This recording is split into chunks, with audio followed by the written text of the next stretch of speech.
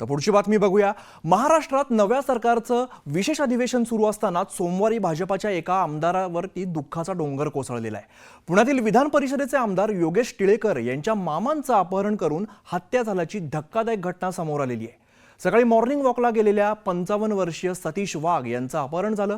संध्याकाळच्या सुमारास थेट त्यांचा मृतदेह सापडलेला आहे। दुसरा दिवस उलटून सुद्धा आमदार टिळेकरांच्या मामांचे मारेकरी मात्र सापडलेले नाहीयेत।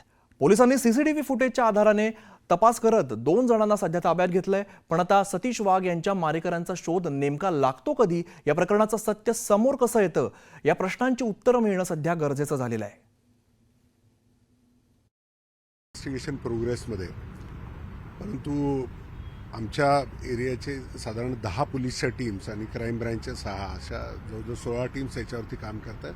लवकरच डिटेक्शन होईल। निश्चित पोलीस तपास करतायत, योग्य दिशेने करतायत आणि हा कशासाठी झाला, कुणी केला याच्याबद्दल डिटेल माहिती आपल्याला सांग।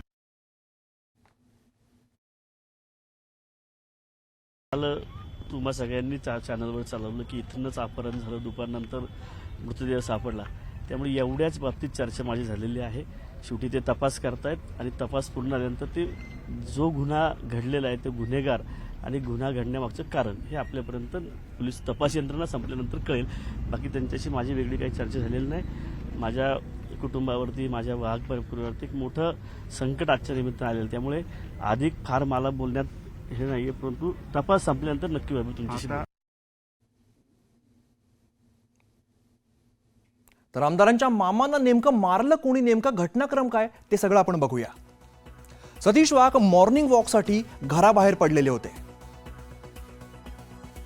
सोलापूर रस्त्यावरती ब्लूबेरी हॉटेल बाहेर विसाव्यासाठी ते काही काळ थांबलेत। हॉटेल बाहेर अचानक कार आली आणि त्यातून 4 जण बाहेर आलेले आहेत। अपहरणकर्त्यांची सतीश वाघ यांच्याशी बातचीत सुद्धा झालेली आहे। अपहरणकर्त्यांनी सतीश वाघ यांना जबरदस्तीने कारमध्ये बसवलंय। सतीश वाघ यांचा मृतदेह संध्याकाळी उरुळी कांचनच्या शिंदवणे या घाटामध्ये सापडलेला आहे।